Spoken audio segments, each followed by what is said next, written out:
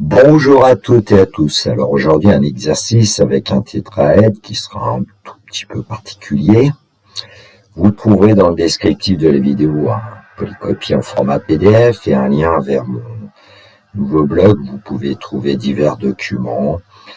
Maths experte au mois de septembre 2024, maths spécialité au mois d'octobre 2024. N'hésitez pas à cliquer sur les boutons archives, articles plus récents, articles plus anciens, ou de revenir à l'accueil. Alors j'avais fabriqué cet exercice pour le donner dans un bac blanc. Un tétraèdre. L'espace est muni d'un repère orthonormé au vecteur I, vecteur J, vecteur K. On considère les points A de coordonnées -4, 0, 1, B de coordonnées 3, 3, -1, C de coordonnées 1, 5, 1, D de coordonnées 0, 2, 6. Une figure réalisée en perspective cavalière avec le logiciel GeoGebra, avec les axes au I, au J, au K. Question A, démontrer que le triangle ABC est rectangle en C. Question 1b, montrer que l'aire du triangle ABC noté petit s est égal à 5 racines carrées de 6. Question 2a, démontrer que le vecteur n de coordonnées 1, -1, 2 est un vecteur normal au plan ABC. Question 2b, en déduire une équation cartésienne du plan ABC. Petit c, justifier que le point D n'appartient pas au plan ABC. Question 3, soit delta à la droite orthogonale au plan ABC passant par le point D. Déterminer une représentation paramétrique de la droite delta. Question 4, H est le point d'intersection de la droite delta et du plan ABC. Petit a, justifier que les coordonnées du point H sont -2, 4, 2. Petit b, calculer la valeur exacte de la distance DH. Petit c, en déduire le volume du tétraèdre ABCD noté petit v. Donc c'est un exercice plutôt classique et qui correspond à certains sujets de bac récents.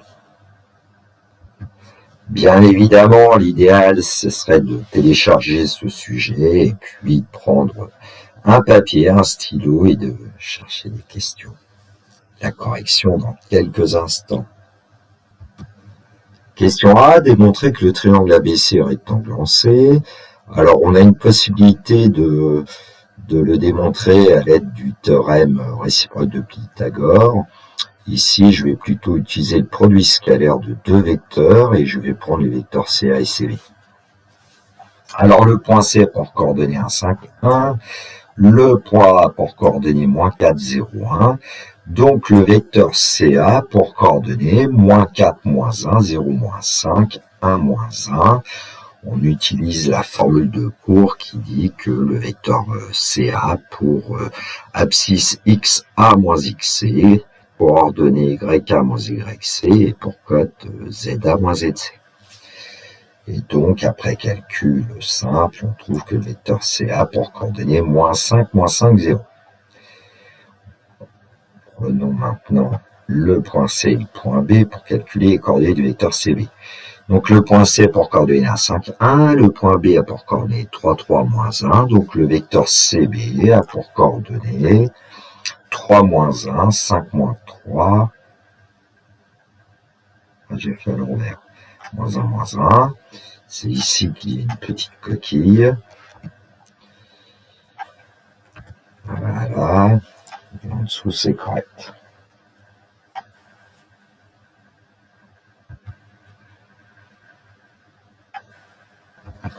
Calculons le produit scalaire des vecteurs CA et CB. Donc, on sait d'après le cours que c'est le produit des abscisses des deux vecteurs, plus produit des ordonnées des deux vecteurs, plus produit des codes des deux vecteurs. Donc, on va obtenir -10 plus 10 plus 0, c'est-à-dire que le produit scalaire des vecteurs CA et CB est nul. Donc, on peut affirmer que les vecteurs CA et CB sont orthogonaux, ce qui permet de conclure que le triangle ABC est rectangle en C. Question 1b, montrer que l'aire du triangle ABC noté petit s est égal à 5 racines carrées de 6. Alors maintenant qu'on sait que le triangle ABC est rectangle en C, on peut dire que l'aire du triangle ABC, c'est 1/2 multiplié par CA multiplié par CB. On va calculer les longueurs CA et CB. Alors le vecteur CA pour coordonnées -5, -5, 0. Donc d'après le cours, on sait que CA au carré, c'est l'abscisse du vecteur CA au carré, plus l'ordonnée du vecteur CA au carré, plus la cote du vecteur CA au carré, c'est-à-dire -5 au carré, plus -5 au carré, plus 0 au carré. Donc CA carré égale 25 plus 25 plus 0, c'est-à-dire 50. Donc CA, c'est racine carrée de 50, qu'on peut écrire sous la forme CA égale 5 racine carrée de 2, puisque 50 c'est 25 fois 2 et que 25 est le carré de 5. Le vecteur CB a pour coordonnées 2, -2, -2. Donc CB au carré est égal à 2 au carré plus -2 au carré plus -2 au carré. Donc CB carré c'est 4 plus 4 plus 4, c'est-à-dire 12. Donc CB, c'est la racine carrée de 12, et 12, c'est 4 fois 3, 4, c'est un carré parfait, c'est le carré de 2. Donc on peut dire que CB égale 2 racines carrées de 3. Alors pour calculer l'aire du triangle ABC, qu'on a noté petit s, c'est 1/2 multiplié par CA multiplié par CB. Donc on trouve que S, c'est 1/2 multiplié par 5 racine de 2 multiplié par 2 multiplié par racine de 3. 1,5 multiplié par 2, ça va simplifier. Et 5 racine carrée de 2 fois racine carrée de 3, ça donne 5 racine carrée de 2 fois 3, c'est-à-dire 5 racines carrées de 6. Question 2a, démontrer que le vecteur n de coordonnées 1, -1, 2 est un vecteur normal au plan ABC. Alors, on connaît les coordonnées du vecteur n et du vecteur CA, donc on va calculer le produit scalaire du vecteur n et du vecteur CA. On connaît les coordonnées du vecteur n et du vecteur CB, donc on va calculer le produit scalaire du vecteur n et du vecteur CB. Donc ici, on prend comme vecteur directeur du plan ABC les vecteurs CA, CB. Le produit scalaire de n et du vecteur CA, c'est toujours le même principe, produit des abscisses plus produit des cotes plus produit des ordonnées. On obtient -5 plus 5 plus 0, c'est-à-dire 0, et donc on peut affirmer que le vecteur n est orthogonal au vecteur CA. Ensuite, pour calculer le produit scalaire du vecteur n et du vecteur CB, produit des abscisses plus produit des ordonnées plus produit des cotes, donc on obtient 2 plus 2 moins 4, c'est-à-dire 0, et donc on peut affirmer que le vecteur n est orthogonal au vecteur CB. Rédaction, le vecteur n est orthogonal aux deux vecteurs non collinaires CA et CB qui dirigent le plan ABC, en fait, donc le vecteur n est un vecteur normal au plan ABC. Question 2b, en déduire une équation cartésienne du plan ABC. Alors le plan ABC, il a pour vecteur normal le vecteur n de coordonnées 1, -1, 2, et puis le plan ABC passe par le point A de coordonnées -4, 0, 1. On aurait pu choisir le point B ou le point C, mais bon. Donc le plan ABC a pour équation cartésienne, d'après le cours, 1x moins 1y plus 2z égale 1xa moins 1yk plus 2za. Devant x, on met l'abscisse du vecteur n. Devant y, on met l'ordonnée du vecteur n. Et devant z, on met la cote du vecteur n. Donc ABC a pour équation x moins y plus 2z égale moins 4 plus 0 plus 2. Alors ici, j'ai mis plus 0. On pourrait mettre moins 0 aussi, hein. Ne change pas grand-chose. Et donc, le plan ABC a pour équation x moins y plus 2z plus 2 égale 0. Question 2c, justifie que le point D n'appartient pas au plan ABC. Alors, le point D a pour coordonnées 0, 2, 6. On va calculer en fait xd moins yd plus 2zd plus 2. Et puis, on va essayer de voir si cette quantité est égale à 0 ou pas. Ça nous donne 0 moins 2 plus 6 plus 2, c'est-à-dire 6. Donc on peut dire que xd moins yd plus 2zd plus 2 n'est pas égal à 0, donc le point D n'appartient pas au plan ABC. Question 3, déterminer une représentation paramétrique de la droite delta. On a besoin d'un point de la droite delta, on sait qu'elle passe par le point D et qu'elle est orthogonale au plan ABC. Puisque delta est orthogonale au plan ABC, on peut dire que delta pour vecteur directeur, le vecteur n de coordonnées 1, moins 1, 2, et puis qu'elle passe par le fameux point D de coordonnées 0, 2, 6.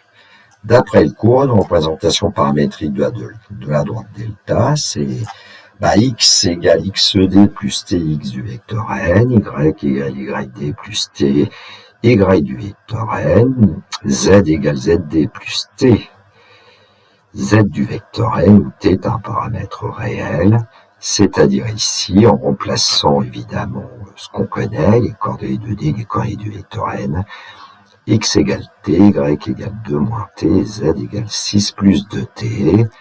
Vérification, si on prend t égale 0, on va obtenir x égale 0, y égale 2, z égale 6, c'est le point D.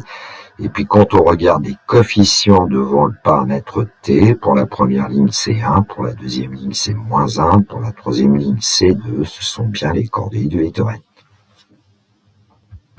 Question 4a, justifier que les coordonnées du point H sont moins 2, 4, 2.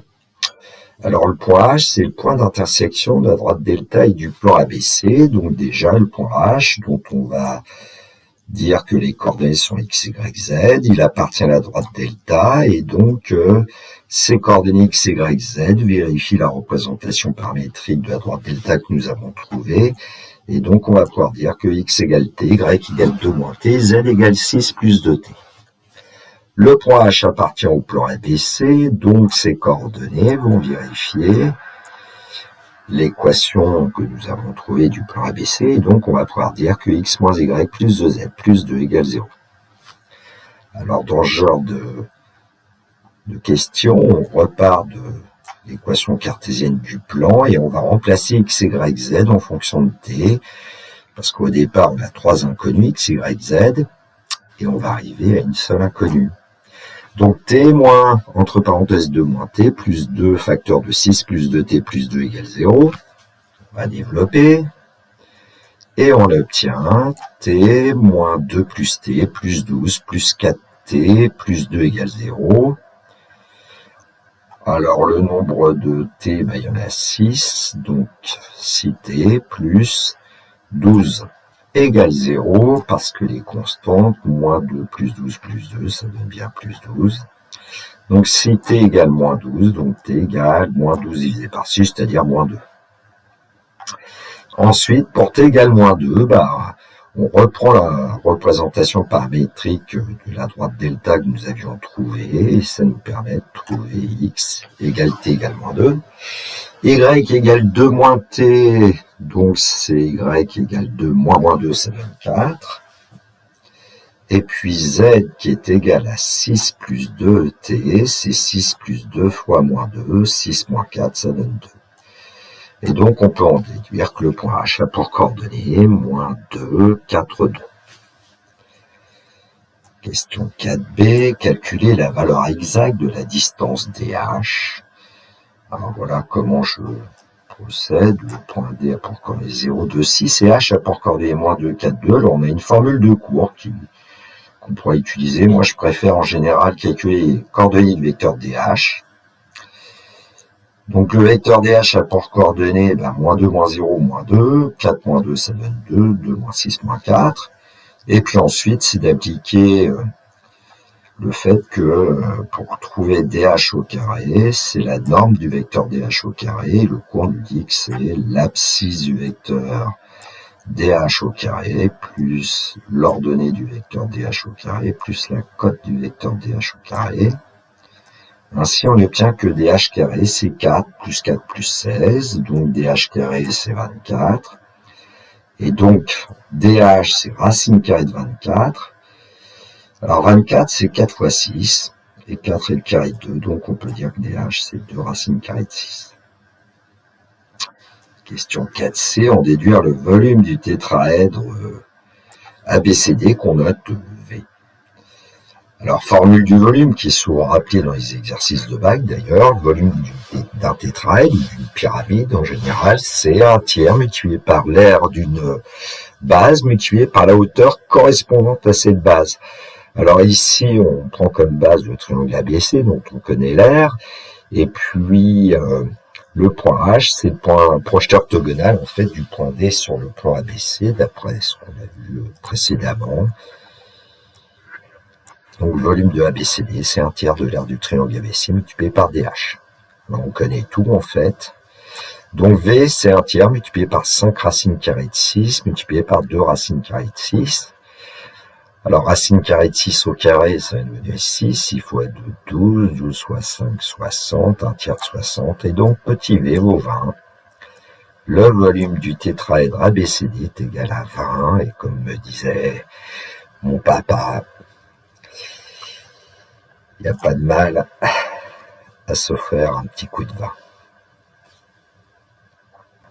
Alors, le complément que vous aurez, c'est une figure en perspective cavalière, réalisez le logiciel GeoGebra avec pour vérifier que le volume c'est bien 20. Alors l'aire du triangle ABC, on va le voir en dessous, c'est 12,247 environ d'après GeoGebra. Il suffirait de vérifier que cette valeur approchée correspond à une valeur approchée de l'aire du triangle ABC que nous avions trouvé, l'aire exacte. Le point H qui appartient bien au plan ABC, qui est le projeteur orthogonal du point D sur le plan ABC. Donc 12,247 doit être une valeur approchée de 5 racines carrées de 6. Voilà, cette vidéo est terminée pour moi. J'espère que cela vous aura plu. N'hésitez pas à m'envoyer un pouce levé, ça m'encourage à en faire d'autres. D'ailleurs, je vais vous proposer d'autres exercices d'orthogonalité dans l'espace. Il me reste à vous souhaiter une très belle journée. Surtout, prenez bien soin de vous, que la force soit avec tous les étudiants. Nous sommes le 19 décembre 2024, il est 11h54. Il me reste à vous dire le classique, au revoir.